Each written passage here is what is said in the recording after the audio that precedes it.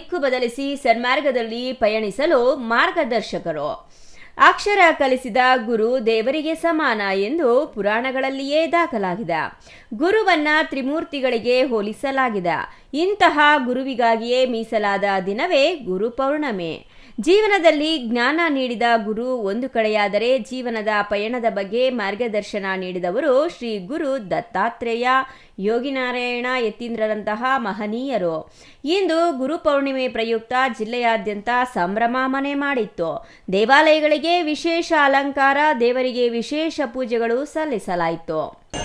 ನನ್ನ ಹೆಸರು ಹೇಮಲತಾ ಅಂತ. ನಮ್ಮದು ಚಿಕ್ಕಬಳ್ಳಾಪುರ.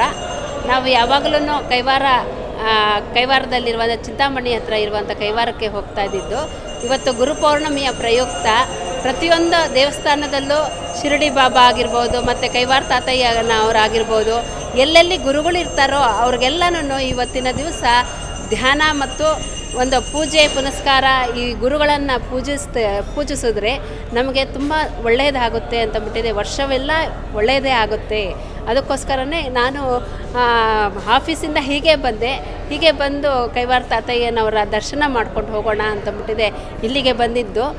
ಇಲ್ಲಿ ನನಗೆ ತುಂಬ ಖುಷಿ ಆಗುತ್ತೆ.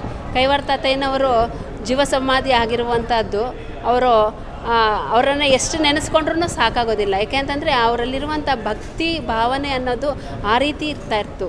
ಅವರು ಪ್ರತಿಯೊಬ್ಬರನ್ನು ಪ್ರೀತಿಸ್ತಾಯಿದ್ರು, ಎಲ್ಲರನ್ನು ಗೌರವಿಸ್ತಾಯಿದ್ರು.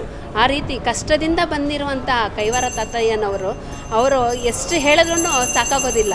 ಆ ರೀತಿಯಾದಂಥ ಅವರನ್ನು ಪೂಜೆ ಮಾಡಿದರೆ ತುಂಬ ಒಳ್ಳೆಯದು. ಇವತ್ತು ಗುರು ಪೌರ್ಣಮಿಯ ಪ್ರಯುಕ್ತ ನಾವು ಗುರುಗಳಾದಂತಹ ಪ್ರತಿಯೊಬ್ಬರನ್ನು ಗುರುವ ಸ್ಥಾನದಲ್ಲಿರುವಂಥ ಅವರನ್ನೆಲ್ಲ ಪೂಜಿಸಿದ್ರೆ ನಮಗೆ ಅಷ್ಟೈಶ್ವರ್ಯಗಳು ಎಲ್ಲವನ್ನೂ ಸಿಗುತ್ತೆ ಅಂತಂದ್ಬಿಟ್ಟಿದೆ ನನ್ನಲ್ಲಿರುವಂಥ ಈ ಒಂದು ಮನವಿ ಅಂತ ಹೇಳ್ತಾ ಇದ್ದೀನಿ. ಚಿಕ್ಕಬಳ್ಳಾಪುರ ತಾಲೂಕಿನ ಹಾರೋಬಂಡೆ ಬಳಿ ಇರುವ ಶ್ರೀ ಶಿರಡಿ ಸಾಯಿಬಾಬಾ ದೇವಾಲಯದಲ್ಲಿ ಇಂದು ಗುರು ಪೌರ್ಣಮೆ ಸಂಭ್ರಮ ಮನೆ ಮಾಡಿತ್ತು. ಬಾಬಾಗೆ ವಿಶೇಷ ಅಲಂಕಾರ, ಪೂಜೆಗಳು ನಡೆಸಿ ಮಹಾಮಂಗಳಾರತಿ ಮಾಡಲಾಯಿತು. ಅಲ್ಲದೆ ದೇವಾಲಯಕ್ಕೆ ಬರುವ ಭಕ್ತರಿಗೆ ಅನ್ನದಾಸೋಹ ಏರ್ಪಡಿಸಲಾಗಿತ್ತು. ಗುರು ಪೌರ್ಣಿಮೆ ಪ್ರಯುಕ್ತ ಹೆಚ್ಚಿನ ಸಂಖ್ಯೆಯಲ್ಲಿ ಭಕ್ತರು ಆಗಮಿಸಿ ದೇವರ ದರ್ಶನ ಪಡೆದು ಪ್ರಸಾದ ಸ್ವೀಕರಿಸುವುದು ಸಾಮಾನ್ಯವಾಗಿತ್ತು. ನಾವು ಮೂಲತಃ ಬೆಂಗಳೂರಿನವರು. ನಮ್ಮ ಮನೆ ದೇವರು ಕದರಿ ಆಗಿರೋದ್ರಿಂದ ಈ ರೋಡಲ್ಲಿ ನಾವು ಓಡಾಡ್ತಾ ಇರ್ತೀವಿ. ಹಾಗೆ ಪ್ರತಿ ಸಾರಿ ಹೋದಾಗಲೂ ಇಲ್ಲಿ ಬರೋಣ ಅಂತ ಅಂದ್ಕೊಳ್ತಾ ಇತ್ತು. ಆದರೆ ಇವತ್ತವರೆಗೂ ಬರೋಕ್ಕಾಗಿರಲಿಲ್ಲ. ಆದರೆ ಇವತ್ತು ಗುರುಪೌರ್ಣಮಿ ಸಾಯಿಬಾಬಾ ಅವರೇ ನಮ್ಮನ್ನು ಇಲ್ಲಿ ಕರೆಸ್ಕೊಂಡಿದ್ದಾರೆ. ಹಾಗಾಗಿ ಈ ದಿನ ಬಂದು ನಾವು ಇಲ್ಲಿ ದರ್ಶನ ಮಾಡಿರೋದು ನಮ್ಗೆ ತುಂಬ ಸಂತೋಷ ಅನ್ನಿಸ್ತಾ ಇದೆ. ತುಂಬ ಅದ್ಭುತವಾದ ದೇವಸ್ಥಾನ ಕಟ್ಟಿದ್ದಾರೆ.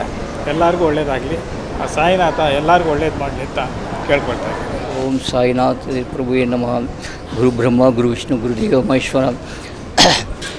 ಈ ದಿನ ಹುಣ್ಣಿಮೆ ದಿವಸ ಗುರು ಪೌರ್ಣಿಮಾ, ಸಾಯಿಬಾಬಾ ಮತ್ತು ಗುರು ರಾಘವೇಂದ್ರ ಅವರ ಆರಾಧನೆ. ಹಾಗಾಗಿ ಎಲ್ಲ ಭಕ್ತರು, ಸಮಸ್ತ ಭಕ್ತರು ಬೆಳಗ್ಗೆಯಿಂದ 6 ಗಂಟೆಯಿಂದ ಈಗ ಜನ ಬರ್ತಾ ಇದ್ದಾರೆ. ಈ ದಿವಸ ಏನಂತ ಹೇಳಿದ್ರೆ ಗುರುರಾಯರ ಮತ್ತು ಸಾಯಿಬಾಬಾ ದರ್ಶನ ಮಾಡಿದ್ರೆ ನಿಮ್ಮ ಪಾಪ ಪರಿಹಾರ ಆಗುತ್ತದೆ ಒಂದು. ಆಮೇಲೆ ಬೆಳಿಗ್ಗೆ ಬಂದ್ಬಿಟ್ಟು ಅಶ್ವತ್ಥ ಮರಕ್ಕೆ 21 ಪ್ರದಕ್ಷಿಣೆ ಮತ್ತು 7 ಪ್ರದಕ್ಷಿಣೆ ಹಾಕಿದರೆ ಎಲ್ಲವೂ ಏನು ಅಂದ್ಕೊಳ್ತೀರೋ ಅದೆಲ್ಲ ಆಗುತ್ತದೆ. ಈ ಹುಣ್ಣಿಮೆ ಭಾಳ ಅಪರೂಪ. ಹಾಗಾಗಿ ವರ್ಷಕ್ಕೆ 2 ಸಲ ಬರುತ್ತೆ ಗುರುಪೂರ್ಣಿಮಾ. ಬಾಬನ ಅನುಗ್ರಹಕ್ಕೆ ಎಲ್ಲರೂ ಪಾತ್ರರಾಗಿ ಕೇಳ್ಕೊಳ್ತೇನೆ. ಈ ದೇವರು ಎಲ್ಲರಿಗೂ ಒಳ್ಳೆಯದು ಮಾಡಲಿ. ಇನ್ನು ಚಿಕ್ಕಬಳ್ಳಾಪುರ ನಗರದಲ್ಲಿರುವ ಶ್ರೀ ಯೋಗಿನಾರಾಯಣ ಯತೀಂದ್ರರಾದ ಶ್ರೀ ಕೈವಾರ ತಾತಯ್ಯನವರ ದೇವಾಲಯದಲ್ಲಿ ಇಂದು ಗುರುಪೌರ್ಣಿಮೆ ಅದ್ದೂರಿಯಾಗಿ ಆಚರಿಸಲಾಯಿತು. ಬಲಿಜ ಸಂಘದ ಅಧ್ಯಕ್ಷ ಡಾಕ್ಟರ್ ಜಿಎನ್ ಮಂಜುನಾಥ್ ನೇತೃತ್ವದಲ್ಲಿ ಗುರುಪೌರ್ಣಿಮೆ ಯಶಸ್ವಿಯಾಗಿ ನೆರವೇರಿತು. ತಾತಯ್ಯನವರ ದೇವಾಲಯ ವಿಶೇಷ ಅಲಂಕಾರದಿಂದ ಕಂಗೊಳಿಸುತ್ತಿತ್ತು. ಅಲ್ಲದೆ ದೇವರಿಗೆ ವಿಶೇಷ ಪೂಜೆಗಳು ನೆರವೇರಿದವು. ಮುಂಜಾನೆಯಿಂದಲೇ ಭಕ್ತರು ದೇವಾಲಯಕ್ಕೆ ಆಗಮಿಸಿ ದೇವರ ದರ್ಶನ ಪಡೆದು ಪುನೀತರಾದರು. ಇನ್ನು ದೇವಾಲಯಕ್ಕೆ ಆಗಮಿಸಿದ ಎಲ್ಲಾ ಭಕ್ತರಿಗೂ ಅನ್ನದಾಸೋಹ ಕಾರ್ಯಕ್ರಮ ಆಯೋಜಿಸಲಾಗಿತ್ತು. ಈ ವೇಳೆ ಮಾತನಾಡಿದ ಬಲಿಜ ಸಂಘದ ಅಧ್ಯಕ್ಷ ಡಾಕ್ಟರ್ ಜಿವಿ ಮಂಜುನಾಥ್, ಕಾಲಜ್ಞಾನಿ ಶ್ರೀ ಕೈವಾರ ತಾತಯ್ಯನವರು ಗುರುಗಳಾಗಿದ್ದಾರೆ. ಅವರು ಕಾಲಜ್ಞಾನ ಬರೆದು ಜಗತ್ತಿನ ಆಗುಹೋಗುಗಳ ಬಗ್ಗೆ ಮೊದಲೇ ಎಚ್ಚರಿಸಿದ್ದಾರೆ. ಇಂತಹ ಮಹನೀಯರ ದೇವಾಲಯದಲ್ಲಿ ಗುರುಪೌರ್ಣಿಮೆ ಆಚರಿಸುತ್ತಿರುವುದು ನಿಜವಾಗಿಯೂ ಸಂತಸ ತಂದಿದೆ. ಅಲ್ಲದೆ ದೇವಾಲಯಕ್ಕೆ ಹೊಂದಿಕೊಂಡಂತೆ ಬಲಿಜ ಹಾಸ್ಟೆಲ್ ನಿರ್ಮಾಣ ಕಾರ್ಯ ಭರದಿಂದ ಸಾಗಿದ್ದು ಶೀಘ್ರದಲ್ಲಿಯೇ ಸಮುದಾಯದ ಮಕ್ಕಳಿಗೆ ಹಾಸ್ಟೆಲ್ ಲೋಕಾರ್ಪಣೆ ಮಾಡುವುದಾಗಿ ವಿಶ್ವಾಸ ವ್ಯಕ್ತಪಡಿಸಿದರು. Nayanahalli Narasimhamurthy, CTV news, Chikkaballapur.